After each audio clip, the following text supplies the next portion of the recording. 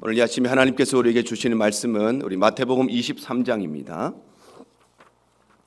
마태복음 23장 1절 말씀부터 7절 말씀까지 함께 보겠습니다.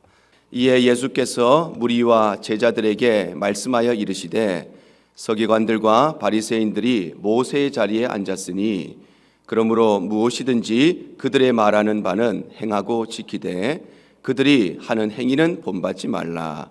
그들은 말만 하고 행하지 아니하며 또 무거운 짐을 묶어 사람의 어깨에 지우되 자기는 이것을 한 손가락으로도 움직이려 하지 아니하며 그들의 모든 행위를 사람에게 보이고자 하나니 곧 그 경문띠를 넓게 하며 옷수를 길게 하고 잔치의 윗자리와 회당의 높은 자리와 시장에서 문안받는 것과 사람에게 랍비라 칭함을 받는 것을 좋아하느니라.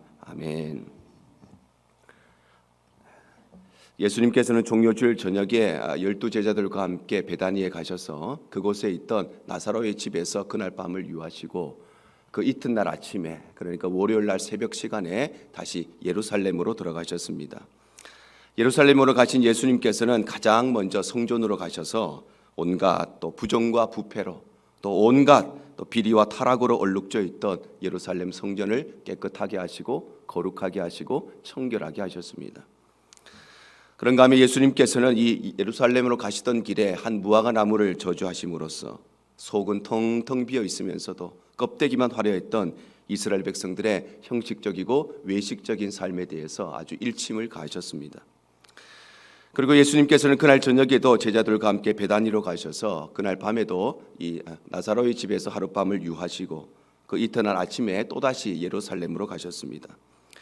그리고는 성전에 가셔서 제사장들과 백성의 장로들에게 여러 가지 비유를 통해서 하나님의 나라를 가르치셨는데 오늘 본문의 말씀은 그 중에서도 특별히 당시에 율법을 가르치던 선생들이었던 서기관과 바리새인들에 대한 예수님의 경고의 말씀이 기록이 되어져 있습니다.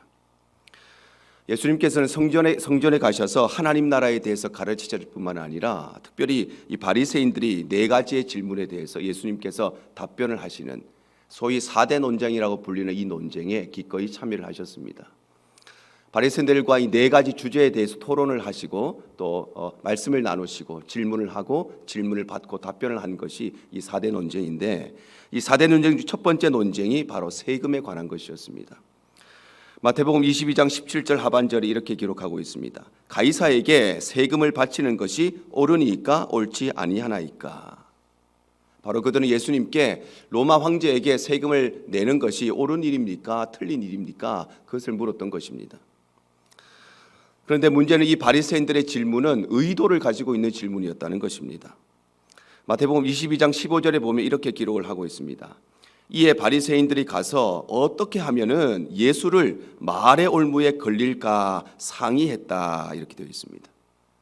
바로 바리새인들은 정말 이 문제를 어떻게 해야 되는지 잘 몰라서 예수님께 물은 것이 아니라 진짜 세금을 내는 게 맞는지 내면 안 되는지 그걸 잘 몰라서 그래서 이 질문을 던진 것이 아니라 예수님을 말의 올무에 걸리게 하려고 자기들끼리 모여서 상의하고 자기들끼리 모여서 작전을 짜고 자기들끼리 모여서 계획을 하고 이 질문을 던졌다는 것입니다.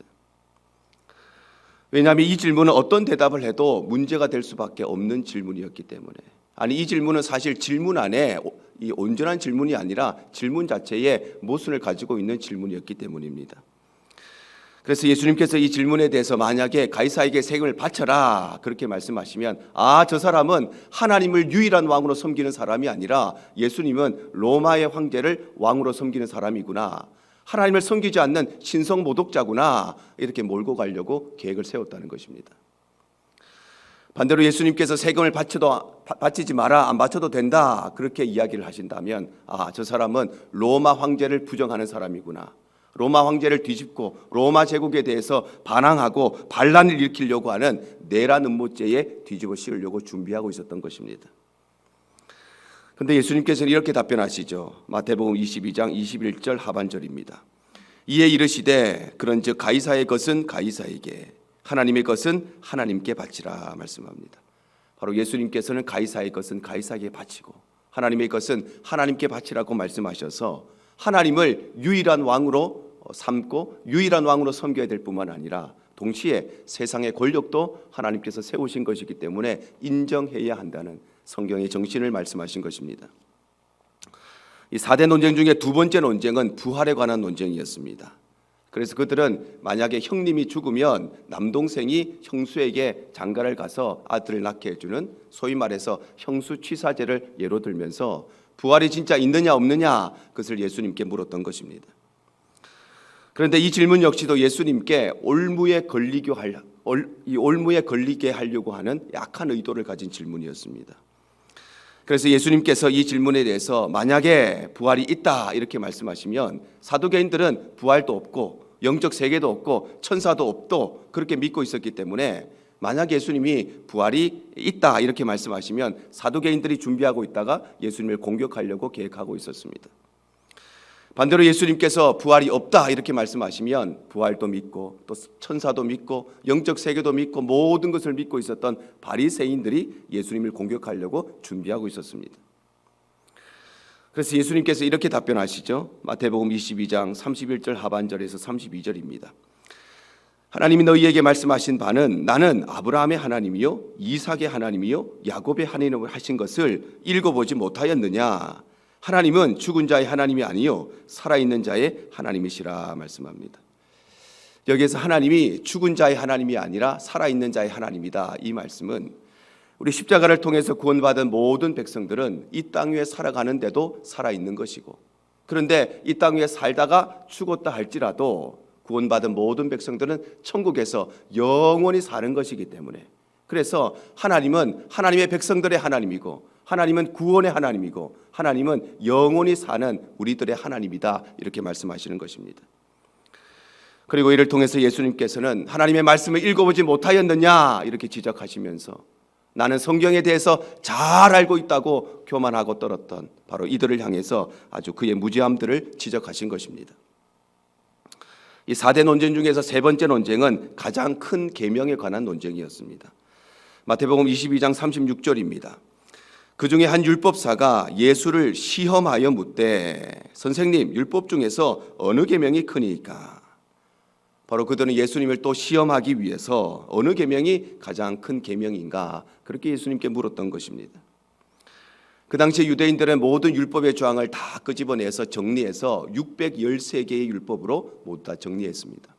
그리고 이 613개의 이 율법 중에 248개는 조금 더 중요한 율법이고 나머지 365개는 좀 덜 중요한 율법으로 이렇게 두 가지로 구분을 했습니다. 그래서 예수님께서 이 많은 율법들 중에서 어느 한 계명이 가장 큰 계명이다, 이 계명이 가장 중요한 계명이다 그렇게 말씀하시면 예수님은 율법에 대해서 차별하는 사람, 어떤 거는 중요하고 어떤 거는 중요하지 않고 이 여러 가지 레벨을 매기는 사람, 그런 사람으로 공격하려고 준비하고 있었습니다. 반대로 예수님께서 모든 계명이 다 똑같이 중요하다 그렇게 말씀하시면 예수님은 이 율법에 대해서 잘 모르는 사람이구나, 이렇게 중요한 율법도 있고 별로 안 중요한 율법도 있고 그들이 두 가지로 나누었는데 이것조차 알지 못하는 참 무지한 사람이구나 그렇게 공격하려고 준비하고 있었던 것입니다. 그래서 예수님이 이렇게 답변하시죠. 마태복음 22장 37절에서 40절입니다. 예수께서 이르시되 내 마음을 다하고 목숨을 다하고 뜻을 다하여 주 너의 하나님을 사랑하라 하셨으니 이것이 크고 첫째 되는 계명이요 둘째도 그와 같으니 내 이웃을 내 자신같이 사랑하라 하셨으니 이 두 계명이 온 율법과 선지자들의 강령이니라 말씀합니다. 바로 예수님께서는 이 613개의 율법 중에서 어떤 특정한 하나가 가장 크고 가장 중요한 계명이다 그렇게 말씀하신 것이 아니라 이 613개의 모든 계명을 관통할 수 있는 613개의 모든 율법을 종합할 수 있는 하나님 사랑과 이웃 사랑에 대해서 말씀하시므로 그들의 논리적인 비약을 한 방에 무력화시키신 것입니다. 이 마지막 4대 논쟁은 메시아의 신분에 관한 논쟁인데 이것의 특징은 바리새인들이 예수님께 질문한 것이 아니라 반대로 예수님께서 바리새인에게 질문했던 것입니다. 마태복음 22장 41절 42절이 기록하고 있습니다. 바리새인들이 모였을 때에 예수께서 그들에게 물으시되 너희는 그리스도에 대해서 어떻게 생각하느냐? 누구의 자손이냐? 대답하되 다윗의 자손이니라 말씀합니다. 바로 예수님께서 바리새인들에게 그리스도가 누구의 자손이냐 이렇게 질문을 했더니 바리새인들이 예수님께서는 다윗의 자손이다 이렇게 대답을 했다는 것입니다.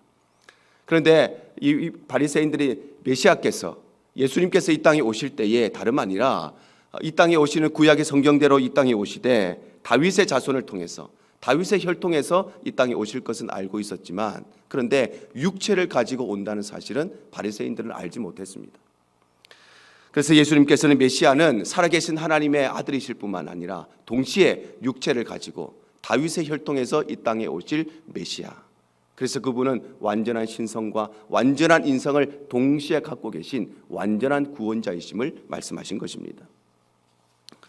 이와 같이 예수님과 바리새인들의 논쟁은 각자의 논리를 가지고 첨예하게 대립하면서 서로 질문도 하고 답변도 하는 매우 치열한 논쟁이었습니다. 예수님과 바리새인들의 논쟁이 이토록 치열했다는 것은 다름 아니라 바리새인들은 예수님께 아주 송곳 같은 질문을 던질 수 있는, 그들은 예수님께 아주 교묘한 질문을 던질 수 있는, 예수님을 아주 곤란하게 만들 수 있는 그런 질문을 던질 수 있을 만큼 바리새인들은 매우 똑똑하고 영민한 사람들이었다는 것입니다. 질문하는 것을 보면 그 사람의 수준을 알 수 있죠. 그 사람이 얼마나 많이 알고 있느냐에 따라서 그 질문의 레벨이 정해지기 때문입니다.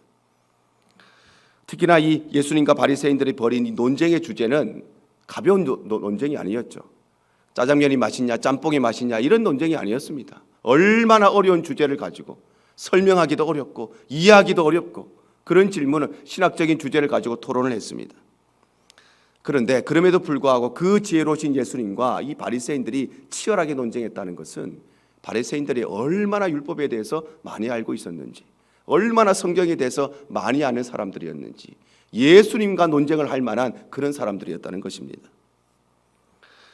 이와 같이 바리새인들과 서기관들은 이토록 율법에 대해서 잘 알고 예수님과 논쟁을 할 만큼 성경에 대해서 많이 알고 있는 사람들이었는데 문제는 그들의 삶은 전혀 그렇지 못했다는 것입니다. 왜냐하면 이들은 특권의식에 눈이 먼 사람들이었기 때문입니다. 그래서 오늘 본문 1절과 2절이 이렇게 말씀하죠. 이에 예수께서 무리와 제자들에게 말씀하여 이르시되 서기관들과 바리새인들이 모세의 자리에 앉았다 이렇게 말씀합니다. 여기 나오는 모세의 자리라고 하는 것은 모세의 율법을 가르치는 지도자의 자리를 말합니다. 바로 그들은 율법을 가르치는 지도자의 위치에 있었음에도 불구하고 백성들 앞에서 신앙과 삶의 모범을 보여주기보다는 오히려 율법을 통해서 백성들을 가혹하게 통제함으로써 자신들이 누리고 있던 종교적인 특권들, 자신들이 누리고 있던 사회적인 기득권을 어떻게 하면 유지할 수 있을까? 내가 이걸 계속해서 어떻게 누릴 수 있을까? 이것을 우리의 자녀들에게 어떻게 물려줘서 내 자손 대대로 이 특권을 누릴 수 있을까? 그것만 생각하는 사람들이었다는 것입니다. 또 그들은 말과 행동이 다른 사람들이었습니다. 오늘 보면 3절이 이렇게 말씀합니다. 그러므로 무엇이든지 그들이 말하는 바는 행하고 지키되 그들이 하는 행위는 본받지 말라. 그들은 말만 하고 행하지 아니한다 말씀하죠. 바로 그들은 말로는 못하는 것이 없고 말로는 모든 것을 다 하는 그런 사람들이었지만 그들은 말만 잘했지 정작 자신의 삶에서는 행함이라고는 전혀 없는 위선적인 사람이었던 것입니다. 뿐만 아니라 그들은 권력의 맛에 취해 있는 사람들이었습니다. 오늘 보면 4절이 기록합니다. 또 무거운 짐을 묻고 사람의 어깨에 지우되 자기는 이것을 한 손가락으로도 움직이려 하지 아니한다 말씀합니다. 여기에서 무거운 짐을 묶어서 사람의 어깨에 지웠다는 것은 이들이 율법을 연구하면서 하나님께서 인간에게 율법을 주신 하나님의 의중에 대해서 연구한 것이 아니라 자신의 생각과 자신의 마음대로 이 율법을 자의적으로 해석해서 그래서 수많은 규칙들을 만들어내고 지키지도 못할 수많은 규정들을 만들어내서 단순한 실수를 저지른 사람도 용납하지 않을 만큼 백성들의 삶을 고통스럽게 했던 것입니다. 그리고는 자신이 만들어 놓은 이 규정들과 규칙들을 지키지 않으면 그것을 기준으로 삼고 그것을 잣대로 삼아서 백성들을 정죄하고 백성들을 힘들게 했던 것, 그것이 바로 이 바리새인들의 권력이었던 것입니다. 심지어 이들은 하나님보다 사람의 눈을 더 의식하는 사람들이었습니다. 그래서 5절에 이렇게 기록합니다. 그들의 모든 행위를 사람에게 보이고자 하나니 곧 그 경문띠를 넓게 하며 옷수를 길게 했다 이렇게 말씀하죠. 바로 이들은 자신들의 모든 행위를 하나님 앞에서 한 것이 아니라 그들은 모든 행위를 사람들에게 보여주려고, 사람들에게 과시하려고 했다는 것입니다. 그러니 서기관들과 바리새인들은 예배드리는 것, 찬송하는 것, 기도하는 것, 봉사하는 것, 헌신하는 것, 섬기는 것, 헌금하는 것, 구제하는 것, 이거 다 하나님 앞에서 하는 것이 아니라 나는 이만큼 하는 사람입니다. 내가 이 정도 되는 사람입니다. 저 이 정도 헌금해요. 저 이 정도 봉사해요. 그거 사람들에게 자랑하려고 다 했다는 것입니다. 나아가 이들은 헛된 명예심에 걸려있는 교만한 사람들이었습니다. 오늘 보면 6절과 7절이 말씀합니다. 잔치의 윗자리와 회당의 높은 자리와 시장에서 문안받는 것과 사람에게 랍비라 칭함을 받는 것을 좋아하느니라 말씀합니다.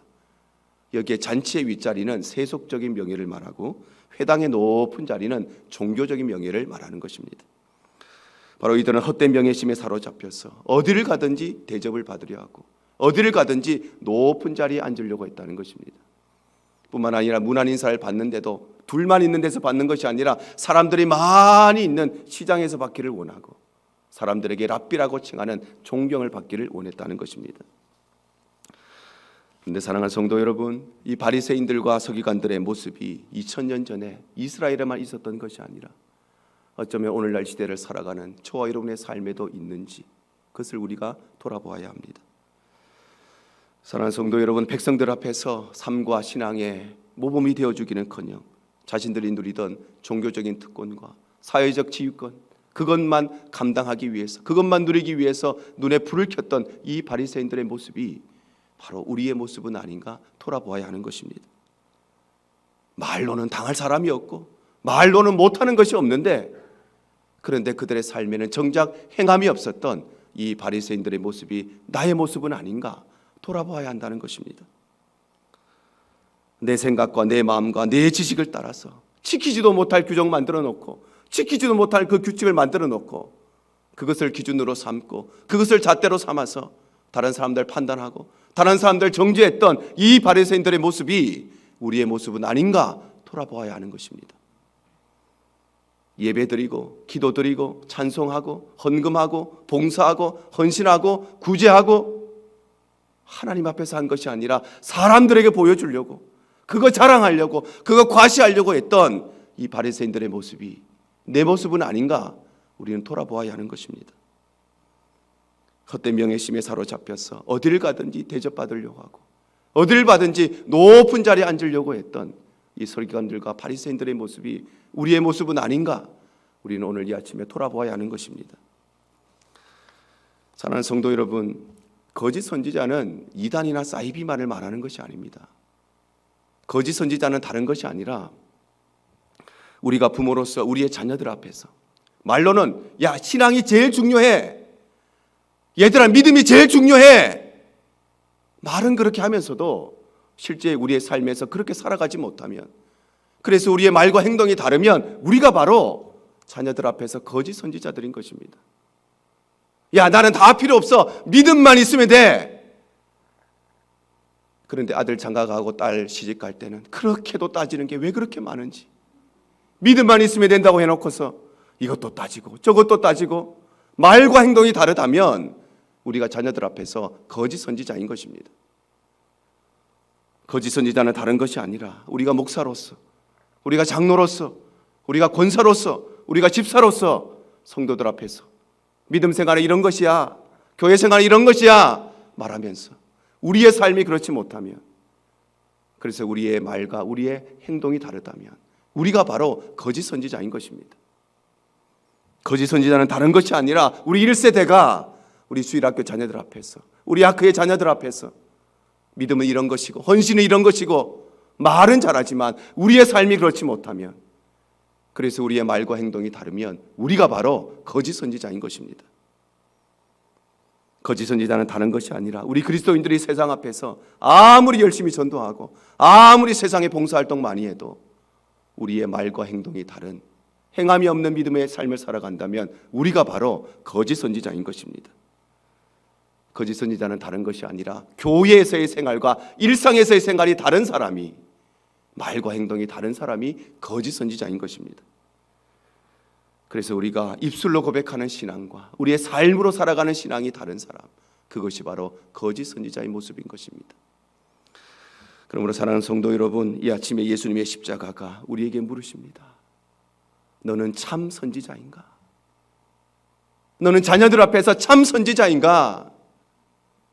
자녀들 앞에서 말과 행동이 똑같은, 말하는 거하고 신앙생활하는 거 똑같은, 교회에서는 거룩해 보이는데 삶의 자리에서는 그렇지 못하는, 너는 정말 자녀들 앞에서 참 선지자인가? 오늘 예수님의 십자가가 우리에게 물으십니다.